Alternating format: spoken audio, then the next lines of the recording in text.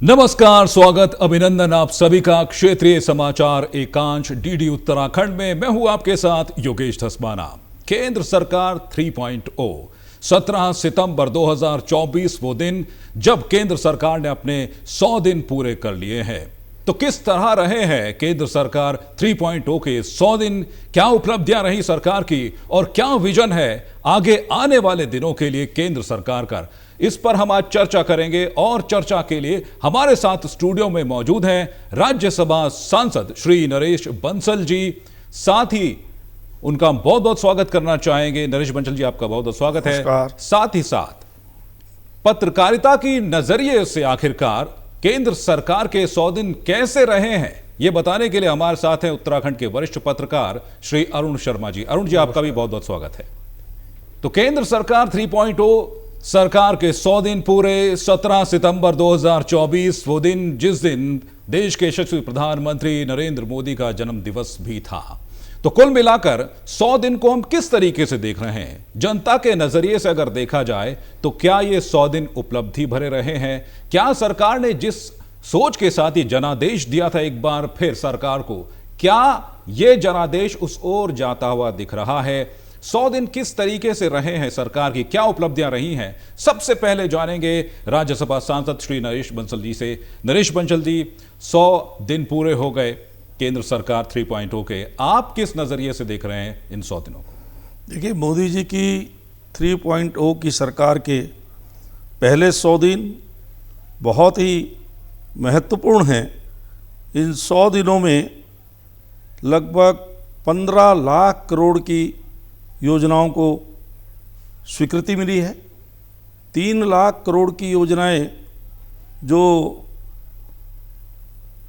उनको मंजूरी देश की सड़कों को बनाने के लिए, रेलवे के लिए, बंदरगाहों के लिए और एयरपोर्ट्स के लिए, इंफ्रास्ट्रक्चर के विस्तार के लिए जो मिली है।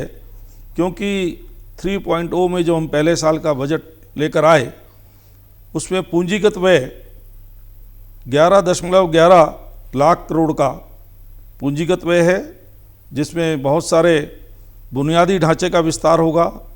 वो सड़कें हैं, रेलवे है, एयरपोर्ट है, और जिससे रोजगार के अवसर भी सर्जित होंगे बड़ी मात्रा में। उसके साथ साथ इस 3.0 में हर क्षेत्र में विस्तार हुआ है, महत्वपूर्ण है। 60 एयरपोर्ट बढ़े जी, 60 मेडिकल कॉलेज बढ़े, एयरपोर्टों में विस्तार हुआ है, मेडिकल की सीटें बढ़ी हैं। गरीब आदमी के लिए जन औषधि केंद्रों का विस्तार हुआ है, कैंसर की दवाइयों के दाम घटाए गए हैं, मजदूरों को, असंगठित मजदूरों को सामाजिक सुरक्षा देने के लिए ई श्रम पोर्टल में 30 करोड़ श्रम बल का रजिस्ट्रेशन हुआ है, जिनको सारी सामाजिक सुविधाएं उसके माध्यम से प्राप्त होंगी। विश्वकर्मा योजना के माध्यम से जो भारत के शिल्पकार हैं उनको ट्रेनिंग देने का काम, 15 दिन की ट्रेनिंग विद स्टाइपन, और ट्रेनिंग के बाद 15,000 रुपये की उनकी टूल किट उनको देना, और 1 लाख रुपए तक का बैंक से बिना किसी गारंटी के उनको ऋण दे करके उनको छोटे मोटे अपने उद्योग जिस प्रकार के होते हैं उसको चलाने में सहायता करना। इस प्रकार की चीज़ें ये सब हुई हैं। इसी के साथ छोटे जो शहर हैं उनमें नए नवाचार के लिए, न्यू स्टार्टअप्स के लिए टायर 2, टायर 3 जो सिटीज़ हैं उनके लिए 1,000 करोड़ का कैपिटल वेंचर फंड बनाया गया। किसानों को जिस प्रकार से सम्मान निधि देते आ रहे हैं उसकी पहली किस्त 9.3 करोड़ किसानों को 20,000 करोड़ की सम्मान राशि उनके खाते में गई है। इसी प्रकार से युवाओं के लिए आगे आने वाले वर्षों में 41 मिलियन यानी 4 करोड़ 10 लाख युवाओं को रोजगार देने के लिए 2 लाख करोड़ रुपए की व्यवस्था उसमें की गई है, जिससे 1,000 औद्योगिक प्रशिक्षण संस्थानों का आधुनिकीकरण होगा। 1,00,000 युवाओं को इंटर्नशिप मिलेगी और इसी प्रकार से नए नए उद्योग प्रारंभ करने के लिए मुद्रा लोन की सीमा 10 लाख से बढ़ाकर 20 लाख की गई है जी। स्वनिधि योजना में विस्तार हुआ है। इस प्रकार से सारी योजनाओं में विस्तार होते हुए हर क्षेत्र में गुड गवर्नेंस हुई है। इसके साथ जो 2 महत्वपूर्ण निर्णय हुए हैं जी। एक जो इस देश में तुष्टीकरण की राजनीति चल रही थी, अव्यवस्था हो रही थी जी। उसके लिए वक्फ अमेंडमेंट बिल पार्लियामेंट में आया जी। जो ज्वाइंट पार्लियामेंट्री कमेटी के पास है, उस पर चर्चा हो रही है। इसके अलावा लाल किले के प्राचीर से भी प्रधानमंत्री जी ने कहा 1 नेशन 1 इलेक्शन। इसको भी जो पूर्व राष्ट्रपति रामनाथ कोविंद जी की अध्यक्षता में समिति बनी थी, उसने अपनी रिपोर्ट महामहिम राष्ट्रपति जी को दे दी थी और उस रिपोर्ट को मंत्रिमंडल ने स्वीकार कर लिया है, अपनी मंजूरी दे दी है। तो इस पर भी आगे काम होगा। इस प्रकार से देश के चहुमुखी विकास के लिए सब क्षेत्र में 3.0 में काम हुआ है। फिर सबको साथ जोड़ते हुए सहकारिता के क्षेत्र में जी। बहुत बड़ा निर्णय हुआ है। पैक्स को विस्तार दिया जा रहा है। जो प्राइमरी एग्रीकल्चर कोऑपरेटिव सोसाइटी है सहकारिता की, सहकारिता रोजगार उत्पन्न करने में और परिणाम देने में जीडीपी में बहुत बड़ा योगदान दे सकती है। 2 लाख पैक्स बनाने का निर्णय हुआ है और पैक्स के माध्यम से उनका विस्तार देते हुए वो केवल फर्टिलाइजर ही नहीं बांटेंगी, वो अन्य काम भी, मिनी बैंक का काम है, पेट्रोल पंप है, रेस्टोरेंट है बड़े, और गैस एजेंसीज हैं। इस प्रकार वो बहुआयामी डिपार्टमेंटल स्टोर जैसे पैक्स का स्वरूप होगा, जिससे उनकी आमदनी बढ़ेगी और उसकी आमदनी से सहकारिता के माध्यम से किसान की आमदनी बढ़ेगी। और किसानों को इसके अलावा खरीफ की जो फसल है उसको बढ़ी हुई एमएसपी पर खरीदने का काम हुआ है। 2 लाख करोड़ रुपए की फर्टिलाइजर सब्सिडी ये किसानों को दी है। 1 करोड़ लखपति दीदी, 1 करोड़ 5,000 हम बना चुके हैं और 3 करोड़ बनाने का लक्ष्य है जी। ऐसे ही प्रधानमंत्री आवास जो गरीबों के लिए हैं, हम 4 करोड़ आवास बना चुके हैं, 3 करोड़ और बनाने का लक्ष्य लिया है, जिसमें 1 करोड़ शहरों में और 2 करोड़ गांव में जी। इसलिए गरीबों के लिए, मध्यम वर्ग के लिए, सबके लिए, मध्यम वर्ग को हमने 7 लाख रुपए तक की टैक्स की छूट दी है जी। और टैक्स के स्लैबों में भी रेट कम किया है, कॉर्पोरेट टैक्स घटाया है। इसी प्रकार से जो कैपिटल गेन है जी, उसमें संशोधन हुआ है। और किसी भी आय वर्ग के हों, सीनियर सिटीजन्स, 70 वर्ष से आयु अधिक वालों को 5 लाख रुपए तक का, क्योंकि अभी तक जो 5 लाख रुपए तक का कैशलेस इलाज है वो बीपीएल को मिल रहा था, गरीब 10 करोड़ परिवारों को के 50 करोड़ लोगों को मिल रहा था। हालांकि उत्तराखंड में सबको मिल रहा है, लेकिन देश भर में किसी भी आय के हों, क्योंकि 70 वर्ष के बाद चिकित्सा पर ज़्यादा व्यय करना पड़ता है और आज की जो परिस्थिति है, माँ बाप भले ही बच्चों के लिए सब कुछ करते हैं, लेकिन बच्चों के इतने खर्चे होते हैं कि वो उस पर ध्यान नहीं दे पाते जी। तो उनको बहुत बड़ा रिलीफ 70 साल से ऊपर वालों को ये 5 लाख तक का कैशलेस इलाज केंद्र सरकार की तरफ से एक बुजुर्गों के लिए एक सौगात की तरह इसे कहा जा सकता है जी।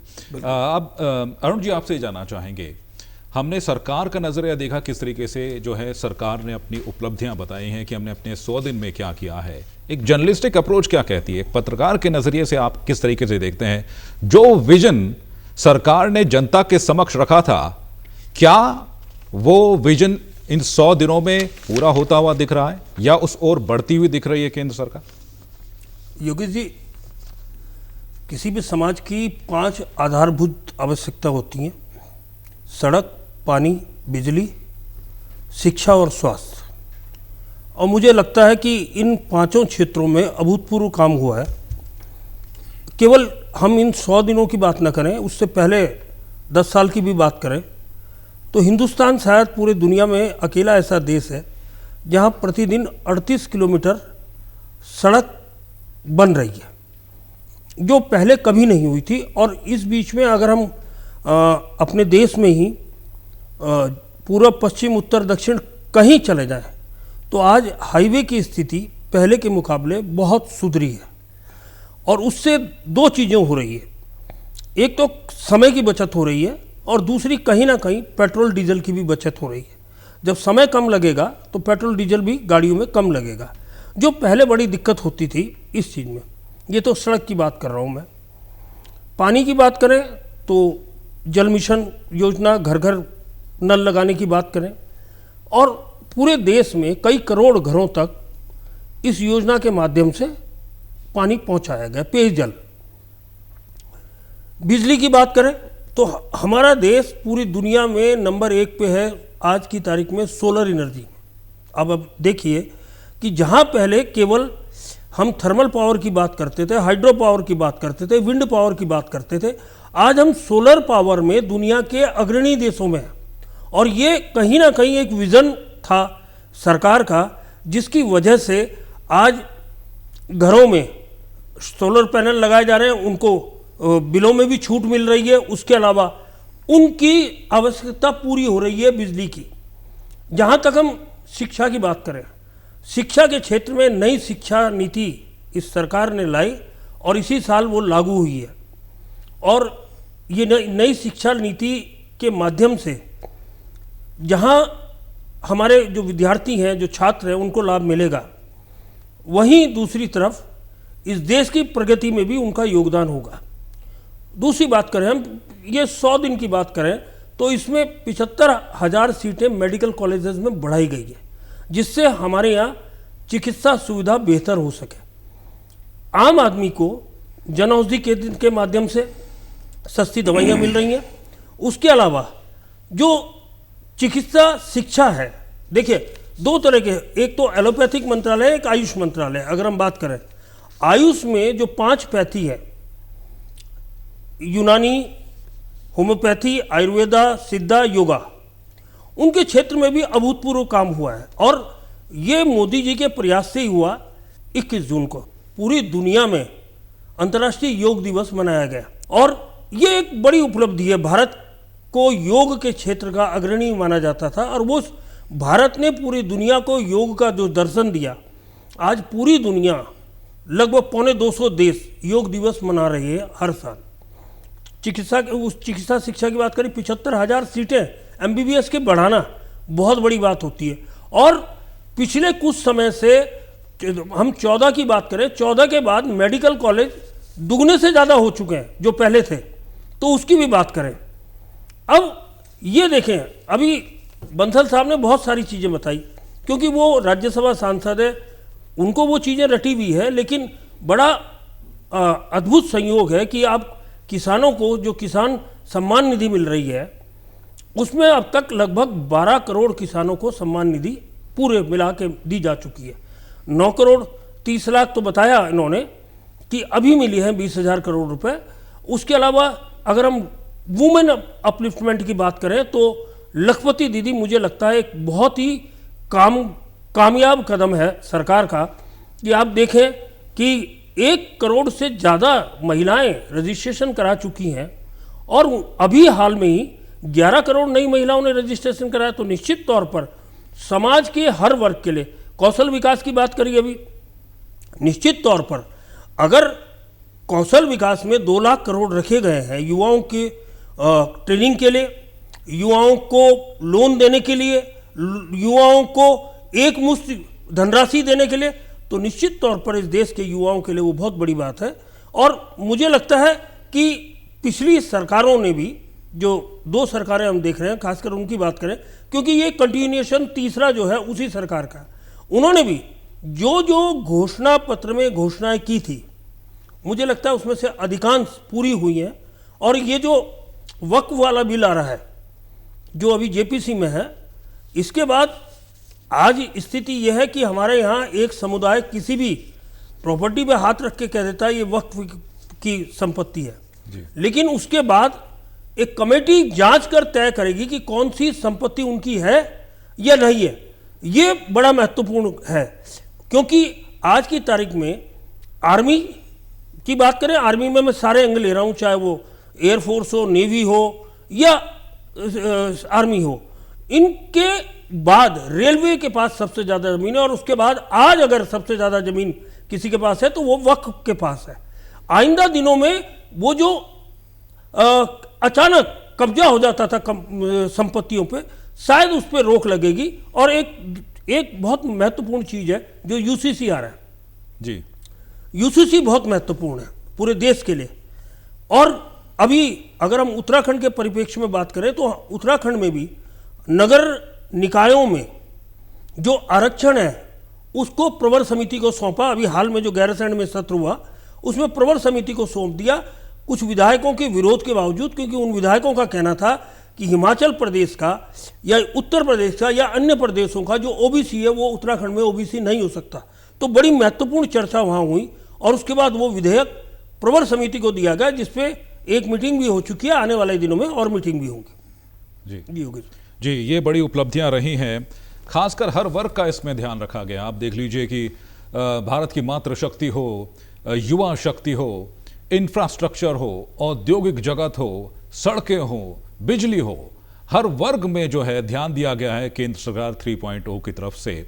यहाँ पर आपसे नरेश जी, मैं आपसे ये जानना चाहूँगा, जिस तरीके से हम हर वर्ग की बात करते हैं, प्रधानमंत्री नरेंद्र मोदी का हमेशा विजन रहा है कि घर की मातृशक्ति को मजबूत किया जाए, इसीलिए जो है लखपति दीदी योजना का जो एक संकल्प लिया जाता है, और अब जो है केंद्र सरकार 3.0 में इसका विजन और बढ़ा दिया गया है, क्योंकि पहाड़ में कहा जाता है कि उत्तराखंड की मातृशक्ति जो है उस हर परिवार की एक रीढ़ होती है जिस पर जो है पूरा परिवार चलता है। आपको क्या लगता है कि एक बहुत ही लाभप्रद योजना है लखपति दीदी योजना, वो पूरे भारत की महिलाओं के लिए जो है उनको स्वावलंबी बनाने की दिशा में, उन्हें आत्मनिर्भर बनाने की दिशा में एक बड़ा कदम है केंद्र सरकार का? निश्चित रूप से केंद्र सरकार ने महिलाओं के सशक्तिकरण के लिए अपने दोनों पहले कार्यकाल में और इस 100 दिन में बहुत बड़ा काम किया है। जैसे मैंने पहले भी बताया कि 1,05,00,000 लखपति दीदी बन चुकी हैं और 3 करोड़ का लक्ष्य है जी, अर्थात उसको विस्तार दिया जाएगा, 3 करोड़ को और बनाएंगे जी। इसमें हमने ड्रोन दीदी बनाने का काम किया जी। महिलाएं आज ड्रोन चला रही हैं, ड्रोन चला के कृषि के बीच में काम करके दिखा रही है। और कृषि सखी 30,000 कृषि सखियों को प्रशिक्षित करके उनको सर्टिफिकेट वितरित हुए हैं जी। प्रधानमंत्री आवास महिलाओं के नाम ग्रामीण क्षेत्र में किए गए हैं। तो महिलाओं का सशक्तिकरण आवश्यक है। आज हमारे यहाँ तो उत्तराखंड में आप देखेंगे कि जितने भी धार्मिक स्थल हैं सबके प्रसाद महिलाओं की सहकारी समितियां बना रही हैं और करोड़ों का उनका ट्रांजैक्शन है। इतना ही नहीं,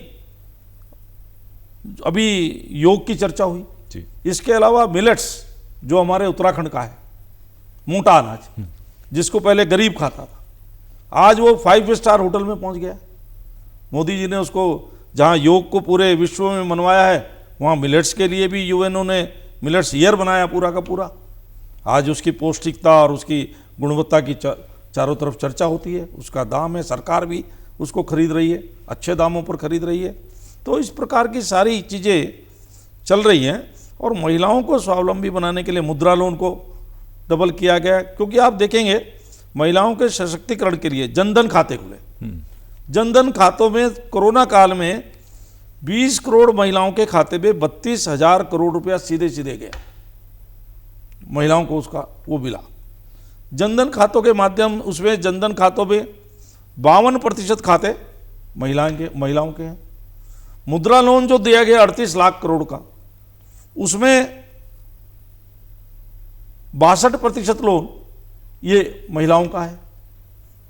तो सब प्रकार से महिला सशक्तिकरण के लिए, आखिर पहले हमारी महिलाएं उत्तराखंड के में जंगल में लकड़ी लेने के लिए जाती थी, दुर्घटनाओं का शिकार होती थी और कितना उसका समय जाता था।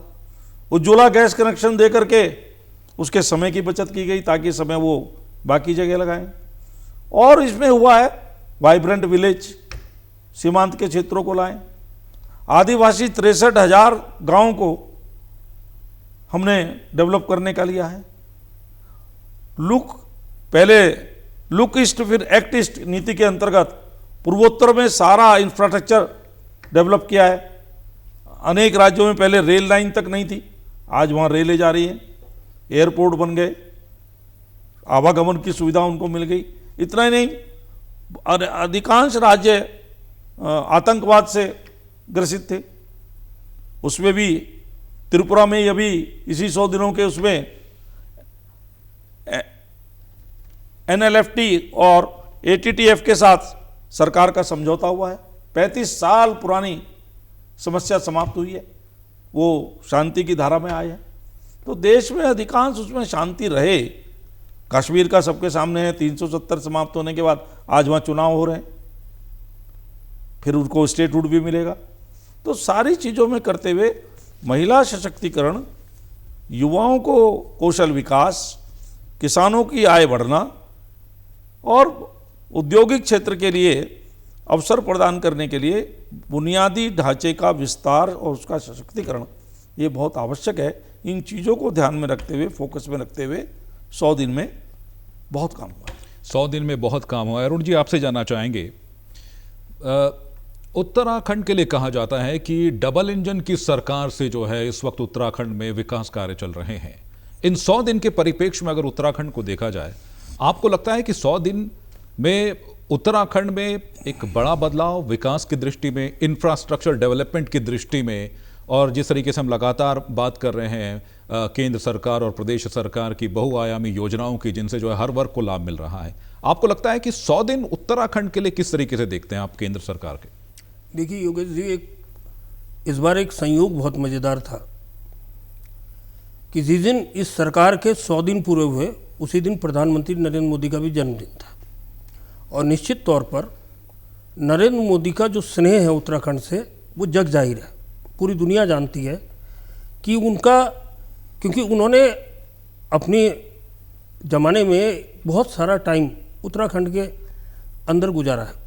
और बहुत सारे ऐसे लोग मिल जाएंगे, हो सकता है उसमें बंसल जी भी हों, जिन्होंने उन्हें उस ज़माने में स्कूटर से घुमाया होगा, हैं ऐसे लोग भी हैं। तो वो स्नेह जो है वो दिखता है। आज केदारनाथ के लिए किसी ब्रांडिंग करने की ज़रूरत नहीं है। इतनी बार मोदी जी आ गए और वहीं से मोदी जी ने मोटे अनाज को इस्तेमाल करने का, जब वहाँ महिला स्वयं सहायता समूह ने वो स्टॉल लगाया, तो वहीं से ये संदेश पूरे देश और दुनिया को दिया। तो आज केदारनाथ में बद्रीनाथ से ज़्यादा श्रद्धालु जाते हैं। उसका कारण ये है कि उस केदारनाथ को मोदी जी की तपस्या से जोड़कर आम भारतीय देखता है कि वहाँ मोदी जी ने तपस्या की थी। और जो शंकराचार्य वाली गुफा बनाई है वो हमेशा वो बुक रहती है, पहले से एडवांस बुकिंग उसकी चलती है। अभी हम देखें कुमाऊं में पिछले साल मोदी जी गए तो वहाँ वो पार्वती कुंड और कैलाश पर्वत पूरी दुनिया में चर्चित हो गया। उसके बाद स्थिति ये थी कि अभी वहाँ सड़क खराब थी, उसके बाद आज से वो यात्रा भी शुरू हो गई है, तो कैलाश मानसरोवर की यात्रा। अब मोदी जी के आने से ये लाभ तो मिलता ही मिलता है। उसके अलावा आप देखिए, ये विजन होता है बड़े नेता का कि ऋषिकेश से कर्णप्रयाग 125 किलोमीटर की रेल लाइन बिछ रही है, जिसमें लगभग 70% काम पूरा हो चुका है। स्टेशन बन गए हैं, 17 स्टेशन पड़ेंगे उस रास्ते में, और लगभग 125 में से 117 किलोमीटर जो रेल की यात्रा जो आने वाले भविष्य में होगी वो सुरंगों के माध्यम से होगी। अब आप समझ लीजिए कि कितना बड़ा काम किया होगा। लगभग 1.25 लाख करोड़ का वो बजट है। उसके अलावा अगर हम 4 धाम ऑल वेदर रोड देखें, वो तो बनी रही है, अभी भी काफ़ी बन गई है, और पहले के मुकाबले वो जो सफ़र है वो आसान हुआ है, समय कम हुआ है। लेकिन उसके अलावा भी उन्होंने कई राजमार्गों की घोषणा यहाँ की है जो लगातार काम चल रहे हैं, और हमारे यहाँ केंद्र पोषित योजनाओं से बहुत बड़ी सहायता आती है। अभी हाल में ही मोदी जी के जन्मदिन पे जब मुख्यमंत्री ने वो जो प्रधानमंत्री आवास की चाबी लोगों को सौंपी है, तो निश्चित तौर पर जो आवास विहीन लोग हैं उनके लिए बहुत बड़ी बात है उनको छत मिलना। कोई झोपड़ी में रहता है, कोई झुग्गी में रहता है, कोई नदियों के किनारे बसा हुआ है, तो उन ऐसे लोगों को अगर आवास मिलता है तो ये बहुत बड़ी बात है। और निश्चित तौर पर मुझे ये लगता है कि उत्तराखंड की जो हम कई मायनों में तो कई जगह कहते हैं डबल इंजन, कई जगह ट्रिपल इंजन कहते हो कि निकायों में भी बीजेपी के लोग हैं और ग्राम सभाओं में भी बीजेपी के लोग हैं, या हम मतलब सभी जगह। तो इसलिए ये लगता है कि वो विकास का जो रास्ता है वो आसानी तक आम आदमी तक पहुंच रहा है। जो सबसे बड़ी जरूरत होती है आम आदमी तक विकास का लाभ पहुंचे, उन योजनाओं को आम आदमी उन योजनाओं का लाभ उठाए। जी भाई योगेश। चलिए, जिस तरीके से हम चर्चा कर रहे हैं केंद्र सरकार 3.0 की, हमने देखा कि किस तरीके से जो है हर वर्ग हर क्षेत्र में इस वक्त जो है केंद्र सरकार कार्य कर रही है। बात मातृ शक्ति की करें, औद्योगिक जगत की करें, सड़कों की करें, बिजली की करें, या फिर कोई अन्य वर्ग जो है उसकी करें, तो हर जगह जो है एक विजन और एक मिशन के तहत जो है इस वक्त केंद्र सरकार चल रही है। यहाँ पर बहुत बहुत शुक्रिया करना चाहेंगे नरेश बंसल जी आपका इस चर्चा में जुड़ने के लिए। साथ ही अरुण जी आपका भी बहुत बहुत शुक्रिया करना चाहेंगे इस पूरी चर्चा में जुड़ने के लिए। तो हमारे इस खास कार्यक्रम में अभी के लिए बस इतना ही। क्षेत्रीय समाचार एकांश में लगातार आपसे मुलाकात होती रहेगी, नए नए मुद्दों पर हम बातचीत करते रहेंगे और आप भी हमारे साथ डीडी न्यूज उत्तराखंड के साथ हमारे साथ जुड़े। तब तक के लिए दीजिए इजाजत, नमस्कार।